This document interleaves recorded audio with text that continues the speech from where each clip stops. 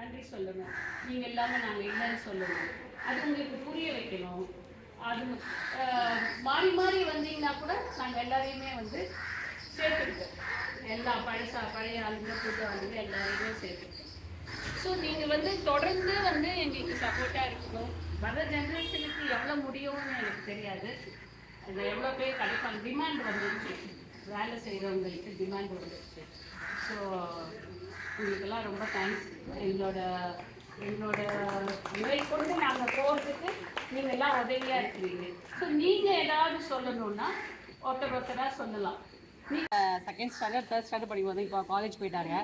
Full support, physical support, mentally support எல்லாமே பண்ணுவாங்க.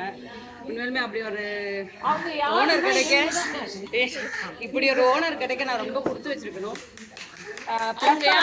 இவங்க தான் ப்ளஸ் ஆர் மைனஸ் எல்லாமே சுட்டி காமிப்பாங்க.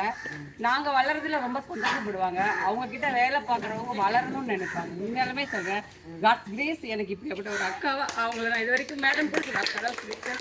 ஸோ தேங்க்ஸ் எல்லாம். தேங்க்ஸ். இங்கே கூட்டுறவு பணியாளராக வேலை செய்கிறேன். இங்கே வந்து 3 வருஷம் ஆகுது. எனக்கு என்ன பிரச்சனைனாலும் அசோசியேஷனில் கங்கா மேடம், உமா மேடம் எல்லாருமே எனக்கு ஹெல்ப்பு. அது இல்லாமல் இந்த ஏரியாவுக்கு வந்ததுனால நான் பிகாம் படிக்கிறேன் கரஸில். இதே மாதிரி ஒரு மேடம் எனக்கு ட்ரஸ்ட் மூலயமா அரேஞ்ச் பண்ணி கொடுத்து நான் படிச்சுட்டு இருக்கேன். பிகாம் செகண்ட் இயர் போகுது. தேர்ட் இயர் முடிச்சிட்டா வேறு வேலை. ஒன்னே ஒன்று சொல்லிக்கிறேன், ஃபிசிக்கல் மென்டலி ப்ளஸ் ஃபினான்ஷியலி எனக்கு ரொம்ப சப்போர்ட் பண்ணுறாங்க. அது இல்லைன்னா என்னால் ஒன்றுமே பண்ணியிருக்க முடியல. அந்த குப்பியை வந்து வீட்டு வேலை செய்கிறவங்க வந்து கொஞ்சம் அவங்க ஹவுஸ் ஓனர்கிட்ட அந்த குப்பியை கொஞ்சம் பிச்சு தர மாதிரி கொஞ்சம் கேளுங்க. அந்த காய் தனியாக, கவர் தனியாக, அந்த பாட்டிலு, மெடிக்கல் எல்லாத்தையும் கவர் தனியாக சொல்றீங்க. எல்லாத்துக்கும் கவர் தராங்களா கடையில்? அது நீங்கள் பொருளுக்கும் கவர் பிரச்சனையும் சொல்லணும். ஏன்னா காக்கி வச்சு துப்புறீங்க, அதில் பாட்டில் போடுறீங்க, நாங்கள் எல்லாத்தையும் அதை கையில் வச்சு பிரிக்கிறோம். அதேமாரி வந்து காய் வந்து எங்கள் கம்பெனியில் கேட்குறாங்க, கம்பல்சரி 150 கிலோ கேட்குறாங்க. ஏன்னா எங்களெல்லாம் அவ்வளோ பிரிக்க முடியும். நீங்கள் பிரிச்சு குத்திங்கன்னா எங்களுக்கு கொஞ்சம் யூஸாக இருக்கும். அது மக்கும் குப்பை தனியாக கொடுங்க. ஈரமும் காஞ்சதும் தனித்தனியாக போடுறதுக்கு உங்கள் வீட்டில் இருக்கவங்க அவங்கக்கிட்ட 2 டஸ்ட்பின் வைக்க சொல்லணும். சமையல் குப்பையெல்லாம் ஒன்றுத்துலையும், இந்த காகித பிளாஸ்டிக் குப்பையெல்லாம் ஒன்றுத்துலையும் 2 வைக்க சொல்லுங்கள்.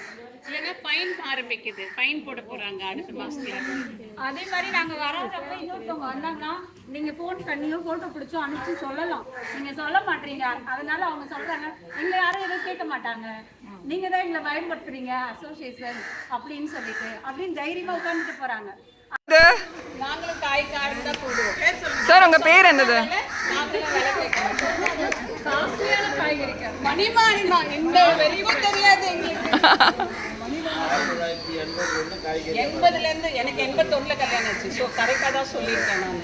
80லேருந்து இதே இந்த ரோடுக்கு வந்தது 80ஆ? கல்யாணம் ஆனதுலேருந்து நானும் பார்த்தேன்.